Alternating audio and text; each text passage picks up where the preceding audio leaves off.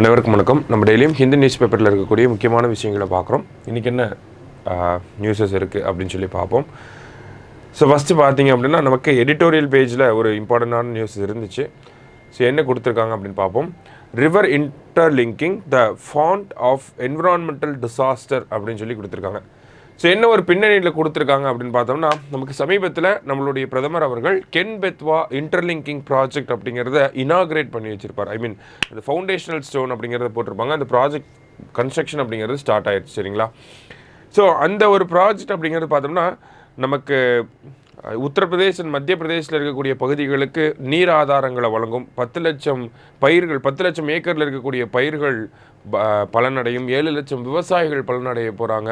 கிட்டத்தட்ட பார்த்தோம்னா 221 கிலோமீட்டருக்கு பார்த்தோம்னா இந்த பைப்லைன்ஸ் மூலயமா நமக்கு 2 ரிவரையும் லிங்க் பண்ண போகிறாங்க.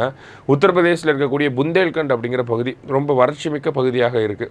அந்த பகுதியிலுடைய அடுத்த கட்ட முன்னேற்றங்களுக்கு டெவலப்மெண்ட்டுக்கு ஹெல்ப்ஃபுல்லாக இருக்கும் அப்படிங்கிறத அந்த திட்டத்தினுடைய சுருக்கத்தில் நமக்கு சொல்லியிருந்தாங்க. சரியா? இதெல்லாம் பெனிஃபிஷியரிஸாக இருந்தான், பெனிஃபிட்ஸாக இருந்துச்சு. இதோட நெகட்டிவ்ஸ் அப்படின்னு பார்த்தோம்னா, இந்த Ken Betwa river linking project அப்படிங்கிறது மத்திய பிரதேசில் இருக்கக்கூடிய இந்த பென்னா டைகர் ரிசர்வ் அப்படிங்கிற பகுதியில் ஒரு டேம் கட்ட போகிறாங்க. சரிங்களா? ஸோ இந்த டேம்னால என்ன ஆகும் அப்படின்னா, இந்த டைகர் ரிசர்வோட முக்கியமான பகுதிகள் எல்லாமே சப்மர்ஜ் ஆகக்கூடிய வாய்ப்புகள் அதிகமாக இருக்குது. ஸோ இது ஒரு முக்கியமான நெகட்டிவ்ஸாக இருந்துச்சு. இதையும் தாண்டி நிறையா இதெல்லாம் இந்த இன்டர்லிங்கிங் ஆஃப் ரிவர்ஸ் அப்படிங்கிறது அன்சைன்டிஃபிக் மெத்தடாலஜி அப்படிங்கிறத இந்த ஆர்டிக்கலில் சொல்லியிருப்பாங்க. ஸோ ஃபஸ்ட்டு இந்த ரிவர் லிங்கிங் அப்படிங்கிற இந்த கான்செப்ட் இந்தியாவுக்குள்ளே எப்படி வருது, யார் கொண்டு வராங்க அப்படின்னு பார்த்தோம்னா, சர் ஆர்தர் காட்டன் அவர்கள் தான்.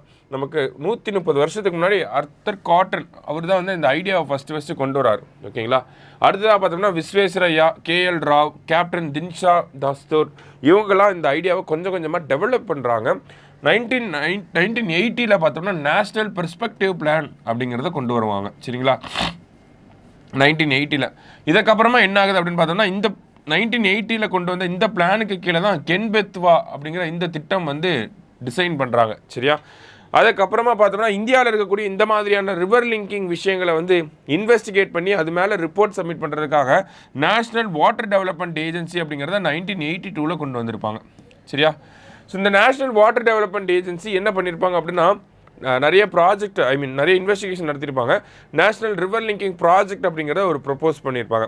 ஸோ இந்த நேஷ்னல் ரிவர் லிங்கிங் ப்ராஜெக்ட் கீழே பார்த்தோன்னா 30 ரிவர்ஸை இன்டர்லிங்க் பண்ண போகிறாங்க. ஓகேங்களா? அதை 2ஆக பிரிச்சிருப்பாங்க, 2 காம்பனண்ட்டாக. ஒன்று ஹிமாலயன் காம்பனண்ட், இன்னொன்று பெனின்சுலார் காம்பனண்ட் அப்படின்னு சொல்லி பிரிச்சிருப்பாங்க.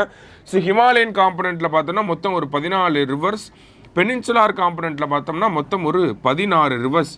ஓகேங்களா? இந்த 14 ரெண்டையும் சேர்த்து தான் 30 ரிவர்ஸை இன்டர்லிங்க் பண்ண போகிறோம் அப்படிங்கிறத நேஷ்னல் பெர்ஸ்பெக்டிவ் பிளான் கீழே நமக்கு நேஷ்னல் வாட்டர் டெவலப்மெண்ட் ஏஜென்சி சொல்லியிருப்பாங்க. சரியா?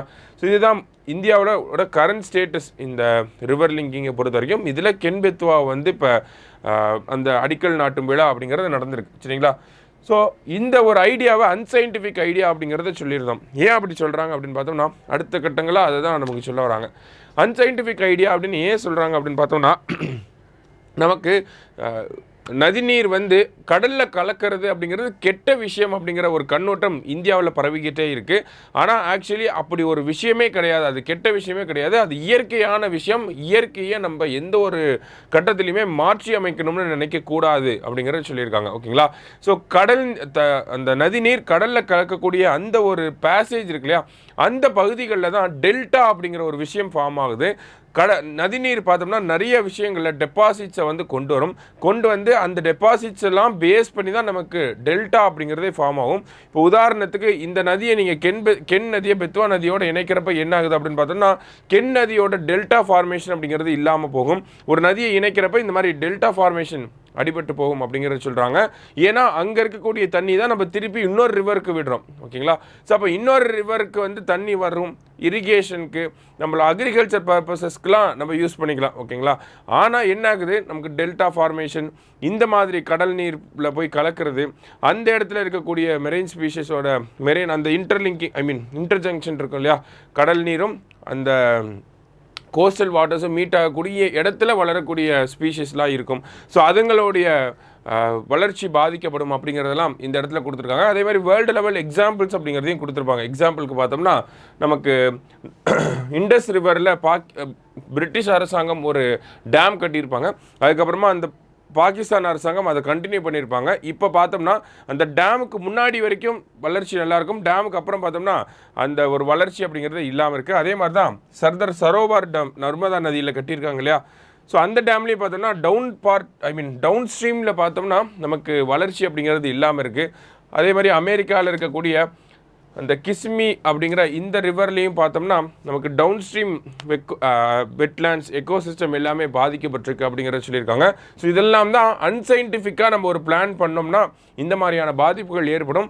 ஸோ இன்டர்லிங்கிங் ஆஃப் ரிவர்ஸ் அப்படிங்கிறத விட்டுட்டு நேஷ்னல் வாட்டர் பாலிசி அப்படிங்கிறத கொண்டு வரணும். இந்த நேஷ்னல் வாட்டர் பாலிசி என்ன பண்ணணும் அப்படின்னா நமக்கு இந்தியாவோட வாட்டர் மேனேஜ்மெண்ட்டை வந்து மாற்றணும். லோக்கல் கம்யூனிட்டி பார்ட்டிசிபேஷனோட வாட்டரை எப்படி எஃபிஷியண்ட்டாக யூஸ் பண்ணணும். அதுக்கு இஸ்ரேலோட எக்ஸாம்பிளை நமக்கு சொல்லியிருக்காங்க. இஸ்ரேலை பொறுத்த வரைக்கும் பார்த்தோம்னா ஒரு ரொம்ப தண்ணியே இல்லாத ஒரு நாடாக மாதிரி தான் சரிங்களா கிட்டத்தட்ட.